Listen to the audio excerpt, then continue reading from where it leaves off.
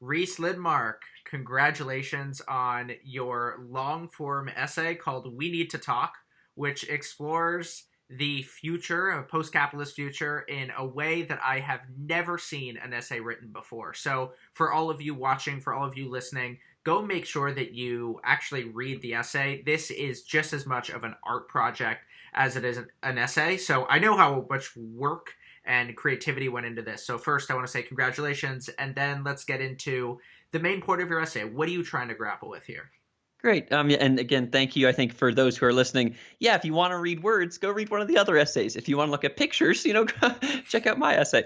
Yeah, and the main point that I'm grappling with is there's a shared struggle of humanity right now, which is like we know that we're at the end of something. At the end of you can call it capitalism, you can call it whatever the hell you want, and we know that there's something new that's happening, but we don't really know what that thing is. And so I was trying to kind of define for folks what that new world looks like, and what kind of you can call it post-capitalism, you can call it whatever you want, what that new world looks like.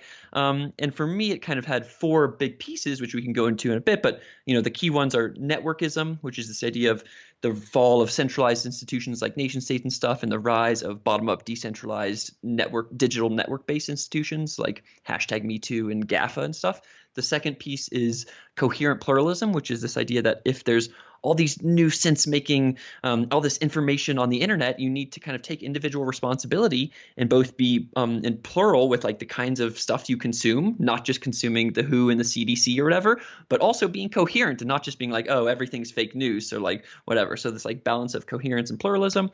And then the third piece is Bentoism, which is this great idea from Yancey Strickler, a collaborator of mine, which just says instead of focusing on now me right now, we can zoom out to our other needs, like now us and future us and future me, and think about those things. And then the fourth piece is this idea of abundance and generosity, which is this weird, and I know you've written about some of this as well, where it's like we're experiencing now that information is in abundance, and we're about to experience in a weird way capital abundance and also trust abundance. How should we respond to those? And especially how can we respond with generosity by like self-taxing ourselves and giving back to others? So that's kind of the four key pieces of the essay. Yeah, my favorite part of the essay was now us, now me, future me. Why don't you talk about that quadratic sort of four square box that you begin to draw? Yeah, good question. So I think so you can think of this as just thinking of an easy way for us, for individuals, to think about what they need and what society needs. So it's like, okay, we know that we have our now me needs. These are our basic needs, Maslow's hierarchy stuff. It's kind of simple. It's just like you need your food, your water, whatever. But you also have these future me needs where you want to think about meaning and mastery and those kinds of things. And if you forget those, then your future me will be very sad. And then there's also now us though, which is like, hey, it's our need for connection, and it's our need to say, hey, we need to connect with others, and we should also care about their needs as well. And then future us is just, it's climate change stuff, it's sustainability, it's artificial intelligence alignment, it's those kind of things where you think, what about my kids and future generations? How can we care about them? And I think that this framework is really helpful. And when I pre-ordered Yancey's book and read it immediately, and then hit him up on the internet quickly because it just is a great. There are many frameworks, like effective altruism and things like that, but I think that this kind of collapses all of them into a very simple 2x2, which you can then apply to yourself and say, like, what are my own personal now me needs? But you can also apply it to like corporations and organizations where you say, hey, what are our organizations now me needs? What are our quarterly needs? But how can we also think about our now us stakeholders, aka stakeholder capitalism? How can we think about future me and brand and stuff like that? So I think it's just a really good multi-scale, very simple mindset that could actually spread in society. Yeah, so basically what you're saying, it's so elegant. It is there are four different kinds of needs that the entire world can be categorized into. There is things that I need now, things that we need now, things that I need in the future, and things that we need in the future. Perfect. Yep. So, talk about the influence of Yancey, the book that he just published. I think that you are one of the blurbs on the book. And talk about Bentoism. It's not a idea that I was familiar with that you introduced, and it seems like it's had a huge impact on you. Yeah, I mean, I think it is yeah. So the context here is I used to work at the MIT Media Lab and did blockchain ethics work, but I was always into more general paradigm shift, post-capitalist style things. And so as I read his book at the end of last year, it was like, okay, this seems like a great early thing that should be spread in society. And so I think that the influence it's had on me is primarily just, I just love how, especially for someone like me who loves dealing with abstraction and complicated stuff, it's just like, it's a very simple framework that I think can spread. And I think that it's also helpful because it works for, when you think about, there's a bunch of these new, like there's this Rutger Bregman piece from recently that was like, hey, 2008, what happened after 2008? What were the things after the crisis that people could latch onto? And there weren't that many kind of like quote unquote post-capitalist things that people could latch onto. Now there's a bunch of new things like donut economics and stuff like that. And so I like a lot of these new frameworks. Like I love donut economics. It's essentially a future us way to think about not getting killed by climate change. And I think that I just think that Bentoism is one of these frameworks and one of these mindsets that we'll need to use in order for society essentially to evolve. We can't just be thinking about our current now me stuff. We need to zoom out and evolve to this new space. So if I'm not familiar with Bentoism, let's get concrete here. If I'm not familiar with Bentoism, what is it that I do not know or do not think about that Bentoism is giving me as a framework? Awesome. Great question. And thank you for the push for specifics. So I think that what Bentoism gives you as an individual is it gives you your own self-coherence and clarity around your own life. We have these beautiful, and just to note, Bentoism stands for beyond near-term orientation. So that's the beyond now me thinking. And all that it does, and we have this beautiful little weekly Bento session, weekly on Sundays in the morning. It's kind of a meditative session. Go to bentoism.org to check it out. And what everybody does there, it's 30 or 50 people that just sit and they say, okay, and everybody just does that little 2x2. Everybody says, what is your imagine your now me? What is your now me telling you? Imagine your future me. What is your future me telling you? Imagine your now us. What is your now us telling you? Imagine your future us. What is your future us telling you? It allows you to speak from these little voices inside yourself because they're all full of all these little inner tensions, and it allows you instead just be like, oh God, I'm so tension filled. Like, should I be helping this? Should I be doing this with COVID or that with COVID? Am I a bad person for like going out in the world and seeing a friend or whatever? You can just kind of say, well, actually, from a now us perspective, maybe it would have been better if I didn't see that friend. But from a now me perspective, I really need some of that personal connection time or whatever. And so it just allows people, or we found that allows individuals to have coherence in their own life by providing them with these little voices. Yeah, I like that. It embraces a dialectic in terms of how you think about things, and it lets you ride this hammock between me and us and present and future self, and it gives you a framework for understanding that there are so many competing ideas. And I think that and you talk about this in a great analogy, that the movie that does this really well is Inside Out. Inside Out, exactly. The Pixar movie with the 5 different feelings. Explain why that movie was so informative for you in terms of trying to piece together this essay, because we'll get back into the feudalism and post-capitalism, but I want to talk about the dialectic here and how much of society isn't about the right answer, but exploring this series of trade-offs and trying to just grapple with all of these decisions that are poor, but in different ways.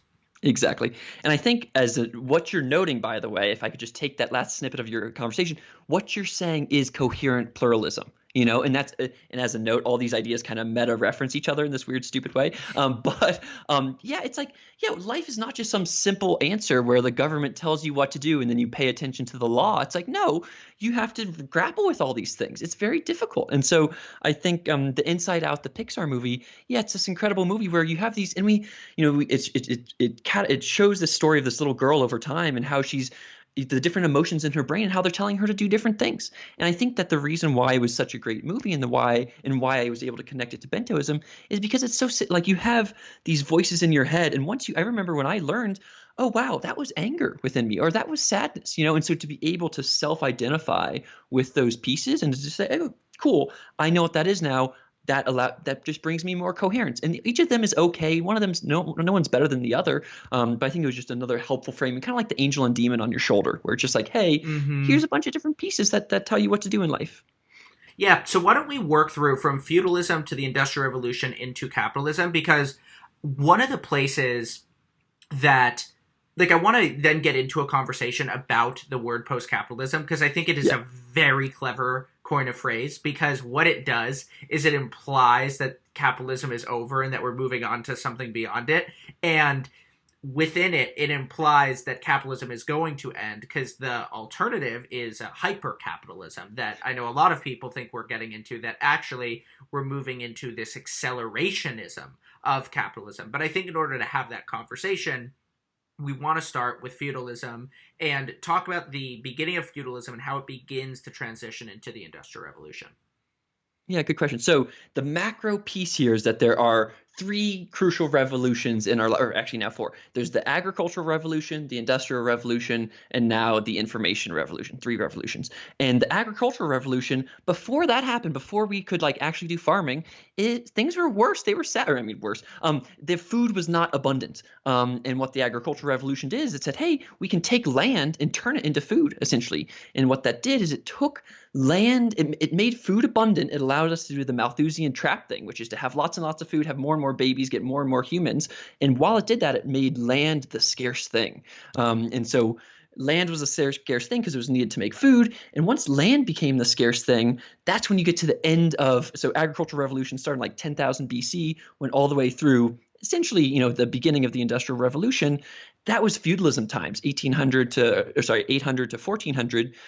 Feudalism was kind of the very end of the end of the agricultural revolution times, where it's like, okay, you have a bunch of these lords that own this land. The people, whoever has this access to the scarce good, aka the lords, has the power. The people need to work on the land. There's like an arrangement there. And so that was the final thing before the Industrial Revolution. And then once you get the Industrial Revolution, it said, oh, we can now it changed the scarcity constraints. It said, the thing that used to be scarce was land, but now the thing that's scarce, we know how to make factories now. We can take atoms in the world, and then we can take them and turn them into different things. We can make shirts and steel and all kinds of stuff.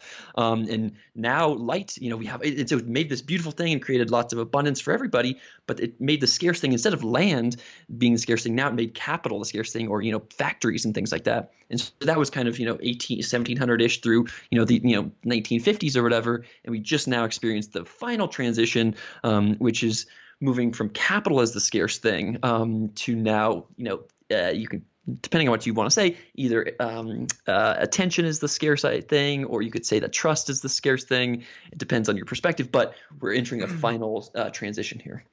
Yeah, with just to put a concrete example on late stage capitalism. So I have to move at the end of the month. And so luck. I'm moving, and we got to pack stuff in a car and all that sort of stuff. And we're going to move to a furnished place. And of course, we have our own furniture. We have desks and we have beds. And so we're not going to need it for a couple months. And we did the math. And it is cheaper, much cheaper, for us to put all of our furniture on the street and hypothetically just let it just crumble on the sidewalks of New York. What will really happen is somebody will take it. But it is cheaper for us to just haul it out and not move it than it is to put it in storage, because storage is so expensive. And depending on how we store things, it might even be cheaper for at least 95% of our clothes to also not put those in storage. Storage is ridiculously expensive. So the rational decision from a monetary perspective is to destroy our clothes and our furniture, move, buy that stuff there, then probably do it again and move back and maybe even rebuy new furniture. And so it's inherently incredibly wasteful, but it's the cheapest thing to do. And as a society, this is what capitalism has gotten to be very good at, which is creating goods in ways that aren't super expensive. And so when we talk about the end of capitalism, I think that tell me if I'm wrong, are we alluding to the point that trying to play that game of cheaper and cheaper goods is having diminishing returns? Yeah, good question. So I think that's a funny story, and there's all these so many classic funny. It's If you just like ridiculous. follow late stage capitalism on Twitter, it's like there's a lot of funny things. Um, I think that I think that there's a what we're seeing is that initially, again, I think from the Bento perspective, you said at the beginning it was important for you to have these goods and to be like, oh, I need to get more, I need to get more. Okay, I have these this couch or this other thing. Great, it makes you happier. It solves some of your now me needs, whatever. But now we're to the point where it's like, oh, you kind of have enough. You have enough abundance that it's like it makes more sense for you instead of like lugging all the stuff, like putting it on your back and like moving it to each place or whatever. Instead, it says, okay, you can just leave it out there in the world. There's enough shit in the world essentially for you to just leave stuff around and for people to pick it up. And this is like if you go on Craigslist on any given day, there's just so much stuff that just says free. There's free this, there's free that. You can just go around and get free everything.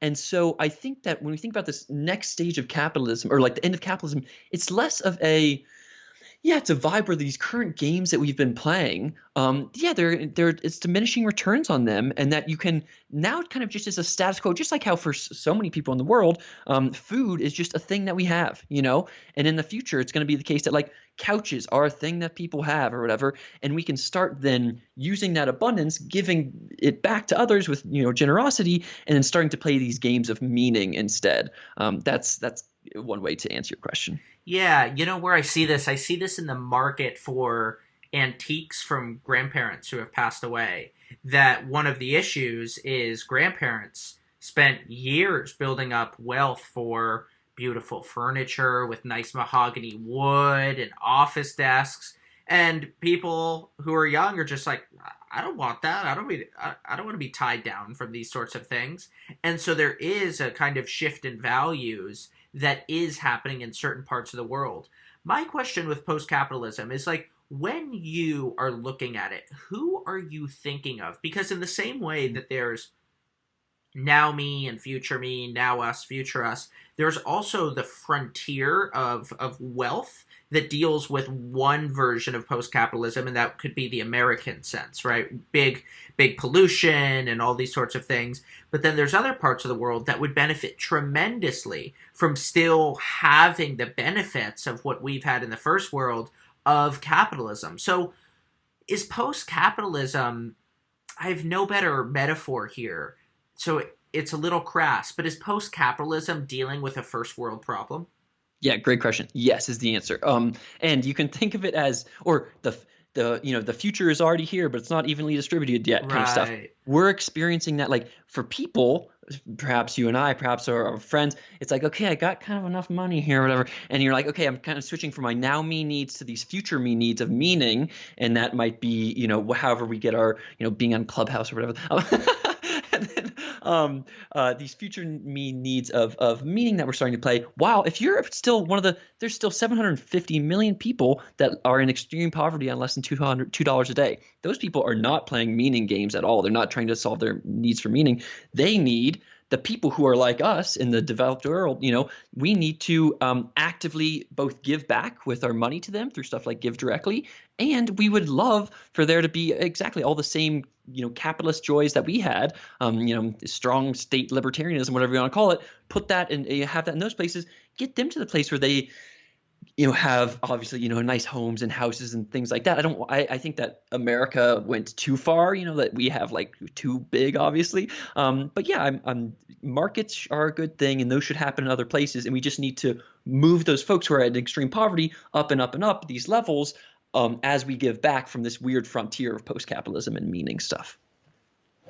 Does that make sense? Yeah, for sure. So I want to switch into now networkism, because as you were saying that, I began to think about institutions. And when it comes to, I believe the idea that you were alluding to there was state capacity libertarianism, which I believe Tyler Cowen coined the phrase, but it's basically trying to say it's a new movement of libertarianism, which basically says we believe in allowing people to do what they want, allowing them to be free, but we have also seen the Southeast Asia miracles of places like Shenzhen and in particular Singapore that have both the freedom that is highly compatible with capitalism, but then at the same time, this strong state capacity so that when some kind of disaster happens, the government can step in. And so it's a new version where both of those things are kind of held together, whereas historically they've been opposite. So it's taking things that have been apart and bringing them together. So when you see the rise of institutions and internet-enabled decentralized networks, there's a whole movement around, oh, our institutions are crumbling, oh, our institutions are falling. And what you hinted at earlier in the conversation was that institutions look like hashtags now, that institutions won't look like big buildings with Corinthian columns anymore. Talk about your leaving MIT, moving into something else, because it's interesting that you were at MIT 6 months ago and have that idea. Yeah. Yeah, because MIT is one of those old institutions, Absolutely. Yeah, so I think so I would say that, so the macro idea with networkism is this idea that society for all of time has, or not for all of time, but for much of time has governed ourselves through these institutions. And institutions are just things that motivate and coordinate people and groups. So this, and it really came up from an academic perspective in the 1930s with Ronald Coase and the Coasean theorem, where you said, hey, why do markets and states both exist? Why do markets and companies both exist? It's like, oh, well, the markets are actually really good at motivating people, but the companies are really good at coordinating people. They can tell, like, if I'm your boss, I just tell you, like, do this shit, instead of being like, hey, I'll give you some money to do this shit. And so that idea that there are these institutions that kind of govern our lives has been a big part of, especially in the last, after nation states and those things popped up. And what we're seeing now with digital networks, with the fact that you can, when you think about these institutions, you think about how they move information and how they move capital. That's essentially how they do sense making and how they feed themselves, these weird institutions. And so when the rise of the internet allows you to duplicate any piece of information and copy it around the world, all for zero marginal cost. And that is cool. That has led to new kinds of institutions. There are things like, Google, Amazon, Facebook, that are these new massive aggregators that use aggregation theory style stuff to aggregate a bunch of consumers. There are also new things like Wikipedia, these new open source projects that, this old institution of a company, Encyclopedia Britannica, just got outcompeted, like ridiculously outcompeted by Wikipedia, and why? Well, it was better at motivating and coordinating people. And then also we're seeing the rise of hashtags. I mean, if you look at whether it's hashtag Me Too or hashtag MAGA or hashtag Black Lives Matter, there are these new kinds of ideas that can spread for zero cost on these new internet-enabled networks, and they have a massive impact on society. People coordinate around them. And you can see with stuff like the Arab Spring as well, where they're starting to kind of push back on these big structures. So this is to say, and I could go into how crypto relates to all this stuff too, but there's a big piece around where we had these centralized trusted institutions where they coordinated and motivated people. They had centralized trust, and now we're moving to these bottom-up decentralized institutions where they are based around zero marginal costs. They move quicker, zero marginal cost of information. They move quicker, and they are kind of bottom-up by nature. So then how do you think about what an institution means? Like, let me take a stab at defining an institution. Cool. I would define an institution as something like, let's say they have predictability, they have credibility, and they have a voice, okay? Or power. Mm-hmm. So an institution, when I say predictability, you go to an institution to be taken care of in a way that's similar to like a William White Organization Man, where you are a part of MIT, you're a part of Harvard, and you know that there's a sense of security at an institution. I think that's probably the least important of the three. Credibility means everybody looks at this institution, and in this weird way, coherence is placed above truth, that when in doubt, we trust them. And so an example of this would be like the World Health Organization during coronavirus, where even though they got many things wrong and politics clearly spewed into the institution, we still were donating money to them. And because they're part of this United Nations broader institution, they have credibility. Mm-hmm. And then the third is a voice and power, which I think descends from credibility, which says that they have a privileged microphone in our society, Mhm. regardless of the truth of their voice. And so this is when you see Susan Wojcicki, the CEO of YouTube, say, Mhm. we are going to put above these credible voices on YouTube at the expense of people like us who are these kind of Sam is that style underground radio people on Yeah. YouTube. And so that's how I would define an institution. So I've never tried before. That was my first stab. How would you take it and how would you change it? Yeah, good question. So I think your stab I think was good. I think that and one thing that I just want to note on your stab was both predictability and credibility and power to some extent, but especially predictability and credibility and especially your version of power. Those things, the meta above all those things is trust. You know, Huh. Okay. trust is the crucial piece there. So what I would say is I'm defining institutions, and again, this is kind of more my like MIT researchy background, but like the institutions in the new institutional economics sense. There's a field of new institutional economics with Coase and these random other people that says an institution is just a thing that motivates and coordinates people. And so it's a thing that says, hey, it usually motivates people with money and it usually coordinates people with information. And so when I say institution, that's why when I say like, oh, hashtag Me Too is an institution, people are like, I'm not really buying it. That's like some random new meme on the internet. I think that the traditional version of institution is what I would label the centralized trust, centralized institution, an old industrial age institution.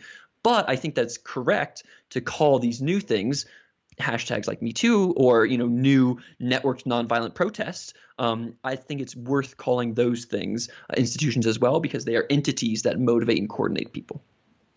Huh. Yeah. So what you see, like there's a big idea out there that we need new institutions. And Mm. so it's funny, man. I mean, for me, what an institution is it is a Corinthian columned building. I mean, it's almost synonymous. Like an institution is when I'm driving down the Washington Mall and I look on the right and I see, say, the Federal Reserve, and that's where money is printed, and there's Yeah. big steps walking up, and that's what conveys power. Or when I walk to Stanford and you're very clearly on campus, you're part of this institution. And what you're saying is these institutions are going to be rebuilt, but they will look so different, and they have a similar physical presence? Good question. So it's funny when you think about in the question about similar physical presence is gets into this idea of capital as well, which is that these new internet-enabled institutions, they don't have capital built into them in a native sense. When something like Me Too was happening or MAGA, it was like, oh, like Me Too or Black Lives Matter is a great example. Black Lives Matter was a thing, but then it didn't have like an LLC that it was connected to at the beginning, and so you had to kind of be like, oh shit, there's all these people who are into this hashtag. It's been used millions and millions of times. Let's create a BlackLivesMatter.com. Let's create like a nonprofit to connect to this, kind of couple it. And then that thing can now take, as a nonprofit, it can take capital and then use that capital to motivate people in different ways or whatever. And this gets into the ideas of crypto and how crypto is native. If the internet, right now we have an internet of information, and soon with crypto stuff we will have an internet of capital as well and an internet of money. And to have this new networked money thing, imagine it being the case that like some of these new hashtags and memes have like crypto have capital built into them. And so that is that will happen in the future. So this is to say institutions are going to get weird. And I would say that when I think about institutions, I think you could call, if you want to, you could say institutions are the old thing, the industrial age centralized trusted thing, and this new thing is networks. They're these new bottom-up digital networks. And I think that examples of them, there's so many different ones because they're all just based around this zero marginal cost piece. Mm-hmm. And then some of the medium is the message pieces. So it's like something like emergent ventures might be a new kind of weird institution where it's a decentralized network of people that have received grants from people who read Tyler Cowen's blog. It's like there's not really and that idea and that like grant program, it's not like a nonprofit, but it might be this new kind of weird network thing where most of the people there like interact with each other on Twitter or whatever. So that kind of, yeah, I'm going to pause for a second, but that's what things start to look like. Yeah, this is so interesting because I both think that this is an absolutely psychotic vision of the future, Yeah. and I also think that there's something so right about it, because I'll tell you why I think that it's right, and then I'll tell you just Why like it's why I think wrong? it's Yeah. Why it's crazy. crazy? Yeah. No, it's not that it's right wrong. It's just like it's just a crazy vision of the future. Um, so I'm an emergent ventures participant. Absolutely transformative for me. I was in the second batch, and I've now gotten 3 grants from emergent ventures, and we met in Washington D.C. as fellows, and it's been a wonderful experience. Now, I have a much stronger relationship with Tyler, who runs Emergent Ventures and who distributes the grants, than most of the people in the program, but I have made many friends in the program. But I will say there's something about it that doesn't feel nearly as legitimate because there is no centralized place. And this gets into a little bit of where I think that this is crazy is I think that place just really matters. And I think that at least for this foreseeable future, in some ways it's going to matter more.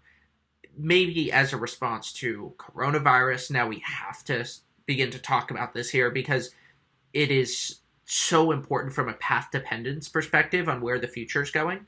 And it seems to me there's well, I know that place now matters more than it did at the start of 2020, and this vision of the future, and you can tell me where I'm wrong, sort of neglects the importance of place, whereas like a state capacity libertarianism says no, place matters because governments rule over a certain jurisdiction. Yeah, great question. And so I think that there's an I think we should congratulate ourselves for talking for whatever 30 minutes without mentioning COVID, yeah, Yeah. thank you. So yeah, I think that there's what you're saying I super agree with, which is, and it gets at 2 key pieces. One is there's this whole new world of the digital, bits world, but it's like, wait, we still live in this world of atoms. And so like we have to kind of, you can imagine a weird new world where all these new like proto examples of these new institutions just show up in like VR land. And that might happen, but that's not real life, And so real life is, yeah, it's connected to place. And so I think there's the connected to place sense. And I would say that the main answer that people would give when they think about connected to place here is they would give the city state answer or the breakup of the EU answer or the West Coast Pact answer, where they say yes, place still matters, and we're going to see a version of place that matters that says, hey, these the kinds of place that are the most aligned with the new bottom-up decentralized networks will be the ones that will be more powerful. So something like the United States has traditionally been powerful. It co-evolved with the industrial age in a really good way, but now maybe California is better at co-evolving with the new tech bottom-up and information age stuff, and so it's its own nation state in itself. We can call it a nation state from the old perspective, but from the new perspective, it's like the hub where the primary node within a decentralized network of Twitter people or whatever. And so I think that that's one answer to the place question. I think the other answer is, violence. We haven't talked about violence yet, but violence is the other crucial piece of all this, which is that, the state has a monopoly on violence, and that is good. That's generally very good. Then it means that because it has a monopoly, people aren't just like doing crazy stuff all over the place. Like I'm grateful for the police, and I think that there's so what happens? There's going to be some really, and this gets into the scarier versions of this future, but I think. And this is why I think the word post-capitalism is very powerful here, because it really shows this is not some kind of small shift. This is not like, it's not a small shift. It's like, no, there was the agricultural revolution 10,000 years ago, the industrial revolution, now we have the information revolution. It's going to be a big new thing. There was capitalism, now there's post-capitalism. It's a big new thing. It's a paradigm shift. It's not just a shift in laws or anything. It's like it's a huge thing. And when that shift happens, and as these new smaller institutions pop up, they will be there's going to be violence between them, and how that like evolution revolution process happens is going to be really intense, and I think we'll see like some security as a service stuff start to happen, or like violence as a service stuff, and we'll also see some of the like nonviolent protest stuff that we've seen. Yeah, private security numbers are already way up. I was surprised at how much private security, just how big of a business it is globally. It's sort of a condemnation of the government monopoly on violence. One of the things that I was thinking about, and tell me where I'm right and where I'm wrong. So post-capitalism seems to imply a move, because it was created as an idea by people who, as to the best of my knowledge, were descendants of the Frankfurt School in philosophy. Mm. And the Frankfurt School comes from Marx. Mm-hmm. And so when I think of post-capitalism, I think of a move that's necessarily towards socialism and universal basic income, that's applying a lot of the ideas of redistribution. So I could see that happening. Now, my argument for hypercapitalism would be Mm-hmm. this: that we have global markets. Markets very clearly work well, although they have obvious failure points, which post-capitalism supposedly is designed to address. But because the internet incentivizes markets in such an easy way and increases, you could say, the surface area of potential markets with Uber, Airbnb, all that sort of stuff, Expedia, perhaps what we're doing is we're moving into a hyper-capitalism with global competition, and we're actually seeing this accelerationism of what we've already had with capitalism. So what's the argument here for post-capitalism? So I think that all of what you said is true, and I would call this thing a hyper both, or it's a bimodal distribution, where it's just like, yes, we're definitely having hypercapitalism. The fact that you can do stuff at a much less frictiony way than in the past, and the fact that you can have an Amazon that can get truly global reach means that you have trillion-dollar companies. Yeah, that's super hypercapitalisty. And you have hypercapitalism from a mindset perspective too, where you have people who are in deep in the capitalist trenches who are just like making money, and they're making like a lot of money. It's like, oh God, you know that money is just a means to an end. Like you might like that's cool, it's making you happy-ish, but not like you can give it back and like it has diminishing returns. So I think that we're definitely experiencing the hyper-capitalism piece, and I think the post-capitalism piece is it's kind of the result of that. It's kind of saying, hey, we have yeah, and I think that the post-capitalism, and again, what I would say is post-capitalism, when you talked about the Frankfurt School from the Marxist school, and like, I'm just mostly using post-capitalism as a signifier. It's just like, hey, this post-capitalism is what you want. You could call it that. You call it just what's next. You could call it game B. You could call it what happens after the paradigm change. I don't really care, honestly. I think that and there's a lot of things that if I said post-capitalism to somebody, they'd be like, oh, so you're not into markets? I'm like, no, I love markets. Markets are great. Markets are one of the 4 key parts of Lessig's dot. So I think that there's I think post-capitalism as a term can kind of make people, just like institution as a term can make people be like, what the hell are you talking about, Rhys? I think that this is all to say that post-capitalism is important, but I think it's those 4 key pieces that I outlined earlier: the networkism, the coherent pluralism, Bentoism, and abundance/generosity. Those are the 4 key pieces. Whatever you want to call those 4 things together, that's the paradigm change. The paradigm change is those 4 things. Right. Yeah, I mean, I don't mean to plant you as that. I'm just saying that, like, when I think of that term, that's what I think of. That capitalism is coming to an end, and throughout the past couple hundred years, there's been a lot of people who've wanted to come to an end. So I've just always thought it was a very clever idea to be promoting, because it just assumes that it is coming to an end, even if we actually might be in the thick of things. But I think that when you reframe it to game B, what's next, then it actually strips away a lot of that context, and you just say, yes, something did fundamentally change, and it's this weird feeling that we have in ether. Let's talk a little bit about information and how we come to truth as a society. So when I wrote my essay, News in the Age of Abundance, a lot of what I was saying is that the big centralized institutions gave us coherence, they didn't give us truth. Exactly. Now, they were often the same, but not always. The New York Times undoubtedly got things wrong, but because they were the newspaper of record, they were like the blockchain of history, that once there had been enough New York Times stories about something, it was sort of into the blockchain and therefore verified as truth. Yep. Now, what I've been thinking about is that when it comes to coordination, I might have underestimated just how hard it is to coordinate people. And when we have this fracturing of media publications, and you have people like Joe Rogan, and you have all of these news organizations that quite frankly have millions and millions of views that I've never even heard of, you then have this inability to coordinate. So how do we, as a society, coordinate without centralization? Yeah, great question. And I do just want to wrap, please, if you, after you read my piece and after you look at the pictures and then after you watch Inside Out, then go check out David's piece, News in the Age of Abundance. Thank you. It's a great, I mean, it's this fourth, I mean, it's part of it's the networkism piece, which is the zero marginal cost piece. And then it's this abundance piece, which like if we have abundance of information, boom, you get a bunch of information. Some of that information is going to be good. Some of that information is going to be bad. You have a lot of like random crappy stuff on the internet, but also a lot of cool truth that if you use coherent pluralism, you can go find it, and so, yeah, I think that your question is my macro answer to your question is how do we coordinate with a decentralized sense making environment? And my first answer would be, again, taking that macro view, is that we are just at the very, very beginning of how humanity, or how the networked human organism, does sense making with the internet.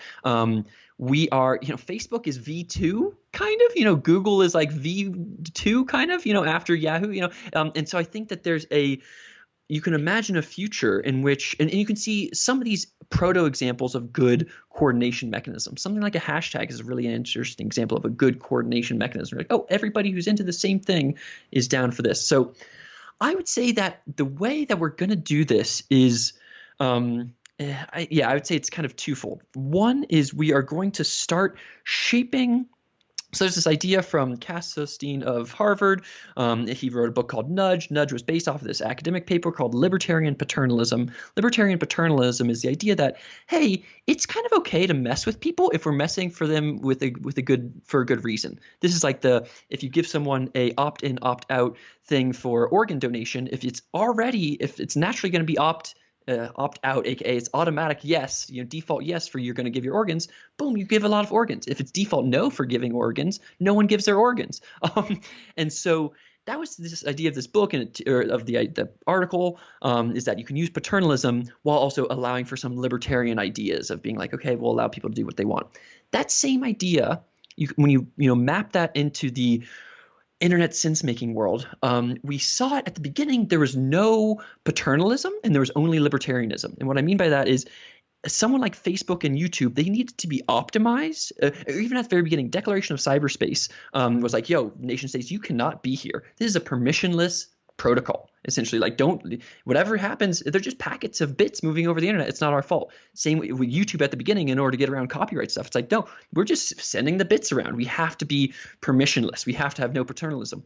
Now what we're seeing is a bunch of Facebook and YouTube and Twitter and all these people start to do more paternalism, where they say, hey, whether it's the World Health Organization saying if you say something on YouTube that's against the World Health Organization, we're going to tell you bad, or it's something where it's like, if you Google like, hey, I want to be a white supremacist on Facebook, then it pops up and says, hey, maybe you don't want to do that. Do you need some help? It says like, hey, here's these like nonprofits that help you work through that. So these are the kinds of like little nudges from a code-based perspective that we're starting to do with our decentralized sense-making world.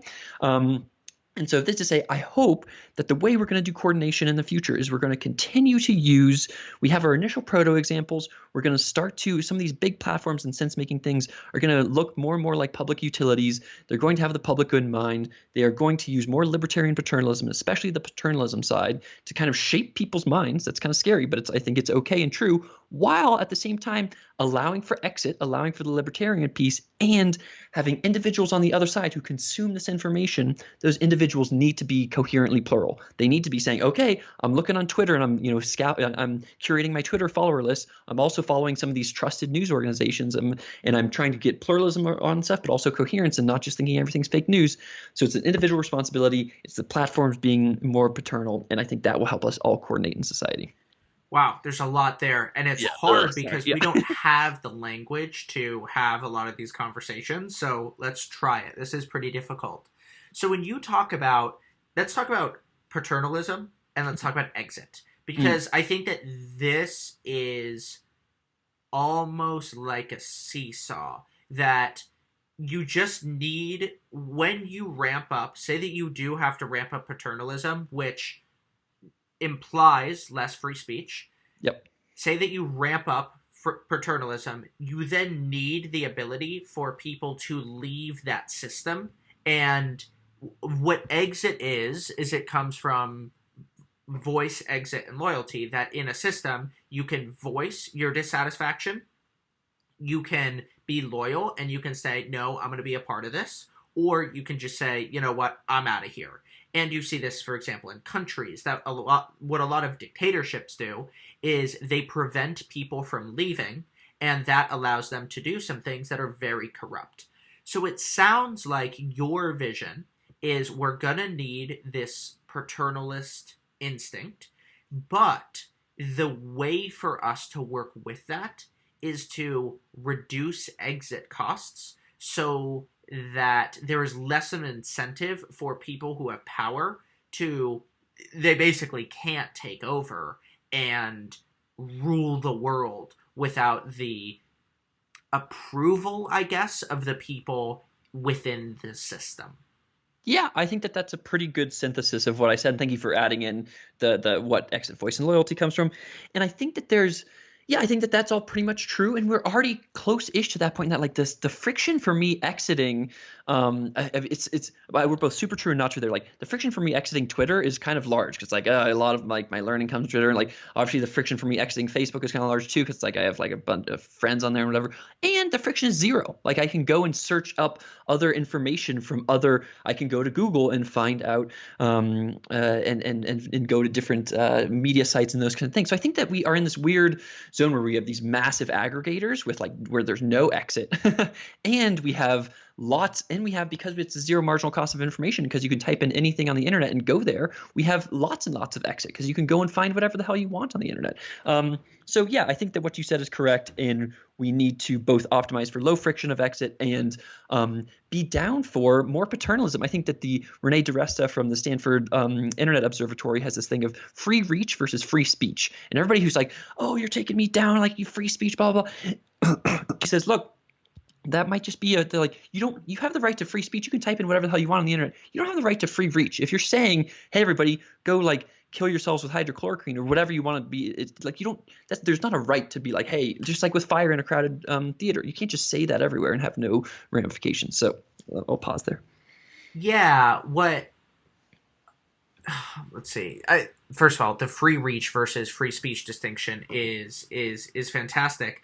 I think that what's tricky here is, well, a lot of things. I think that what's tricky is that I'm trying to refine the train of thought that I had right before as I was listening to you talk. But here it is. That what a lot of well-educated intellectuals like the people that we hang out with tend to underestimate, I think, is the value of social relationships and how they play with exit. So what the cosmopolitan elite does is they say, wait, you can just move.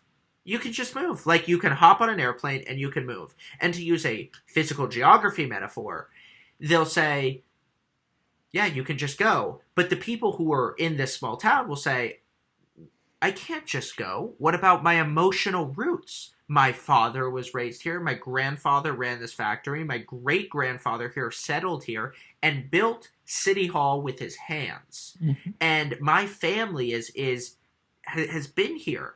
And at some level, the rational perspective here of just pure logic is you can just go. Whereas actually the emotional level of exit makes it very hard for people to leave. And what you're saying with Twitter is very similar. Like, yeah, I could leave Twitter, but Twitter is one of my areas of greatest intellectual capital. And so even though I could delete my account today and never use the platform again, in some way I can't leave. In some way I'm deeply tied to the platform. And if Twitter came to me, let's make this concrete, if Twitter came to me and said, these are our demands. We don't like your political speech, and you need to not say these things.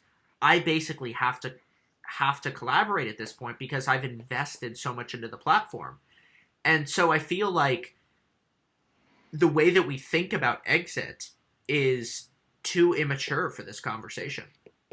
Yeah. So I think that's a good pushback, and I'd say a couple things. A, when you were talking about this emotional level, I think this is, again, where the Bentoism can just provide us helpful language. And just as a meta point, when you think about paradigm shifts, it's just the main thing that we're rebuilding now is language. And so you said, hey, if you're in the small town, you have this, so many now us needs of connection are based in that small town, and so many future me needs of meaning are based in that small town. I can't just leave. And so from a pure now me financially maximizing perspective, oh yeah, sure, you should just move over there. But actually there's all these inner voices within you that have these different needs, and it's not just a simple leave. So I just want to rephrase that in terms of Bentoism language.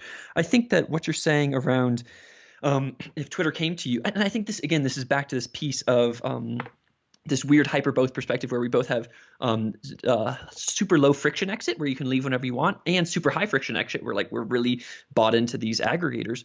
I think that like if the nice thing is that we really do have this ability to, if Twitter came and told you those things, you could yell on Twitter, you could yell on Facebook, you could yell in a variety of ways, and people, and then the decentralized network, if they thought it was legitimate, then they would start to be like, wow, this is bad, and that would start to then percolate up into various power structures and actually create change and maybe, have some impact. And so I think that we've seen people attempt that with, and this is the balance that's happening with all of these free speech deplatforming things, where people who get deplatformed, they say, hey, I'm being deplatformed, I'm not happy. And then kind of the network says, is your deplatforming actually, is that good or bad? And then the network kind of responds. And then so I think that we are in an okay spot right now in terms of exit, especially given our ability to express voice and see if the network responds to our voice in a good way. Yeah, out of all the things that you've said today, what are you most confident about being part of the future?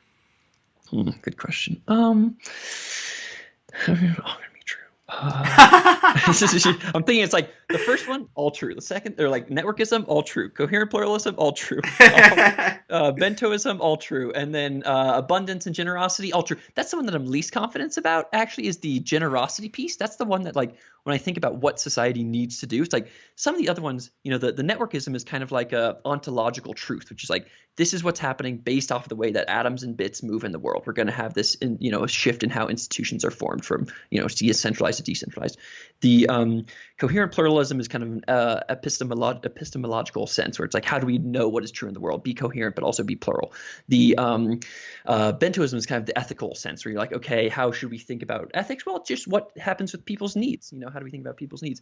And I think that the abundance and generosity piece, the generosity is kind of like it's in this weird bucket where it's like, oh man, I think it's super true that people need to, that there are diminishing returns on happiness or on money with respect to happiness, and that people self-tax. If we imagine our old system of how things worked, in the way that capital worked within the institution of nation states, it was through taxing and things like that. And when people see like people having too much money, they're like, oh, we need more taxes.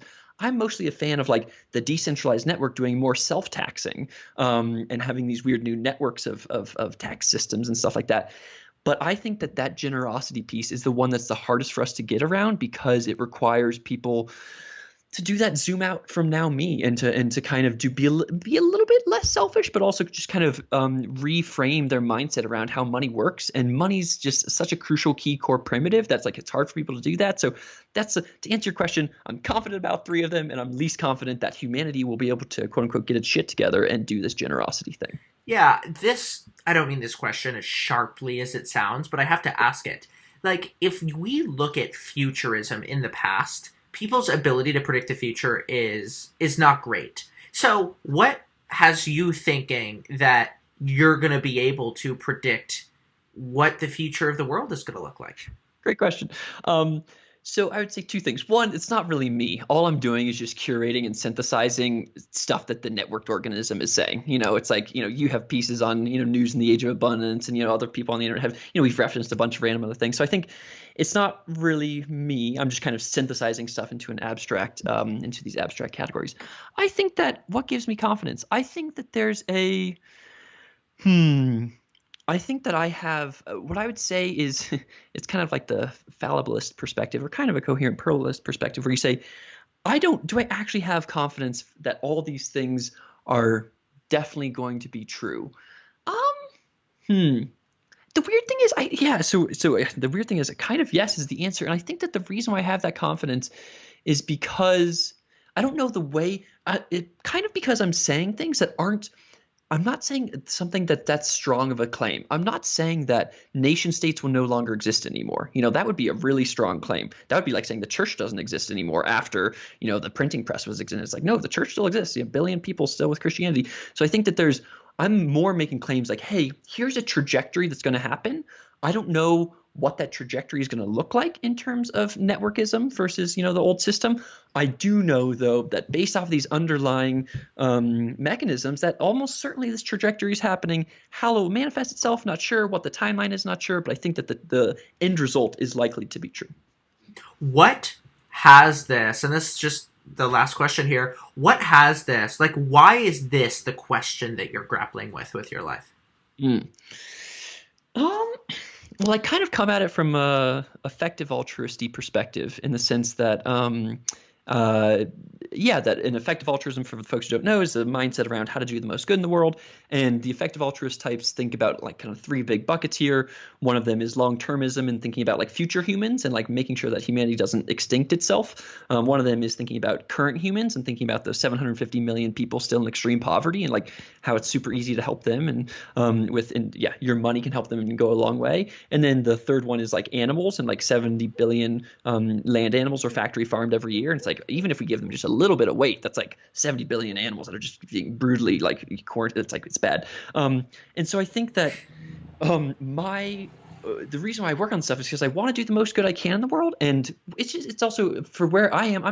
I'm better. I'm less good at specifics, and I'm more tended toward abstraction. And I do think that if someone like and I think what the effective altruist world kind of misses to some extent is they're all about existential risks and things like exponential curves, things like climate change, things like AI alignment, biosecurity, and nuclear security. And those are all the result of these exponential curves based off underlying reinforcing loop feedback structures. And I think what we need to do, if we really care about long-term humans and long-termism, we need to solve existential risk categorically. We need to solve meta-existential risk. And the way that you do that is by creating a paradigm change that if we do switch to this thing that has these four key primitives that we've been talking about this whole time, then that world actually might, in a way, automatically negate some of these existential risks. And we don't need to go into why that's true now, but that's why I'm interested in this stuff. Because A, I like abstraction. B, I want to do the most good. And C, I think that we're in a paradigm shift time, and I think it all makes sense.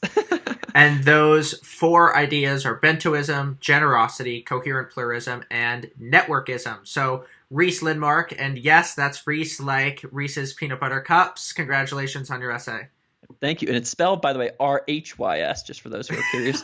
And one thing that we didn't really talk about, by the way, but people should check out is the pictures in the essay. I mean, it's we tried to – they're good. We have my illustrator friend, Audra, she did them. And it was just like it really – if you're not cool with all this weird-ass abstraction stuff, it's just like look at the pictures are really helpful for understanding what we're trying to get at here. I agree. They're also gorgeous. You could open an art show in San Francisco, and people would show up just to see these. These are beautiful. Congratulations, and really enjoyed this. Thank you, and thank you, David. Thank you for making the whole cohort of rite of passage stuff.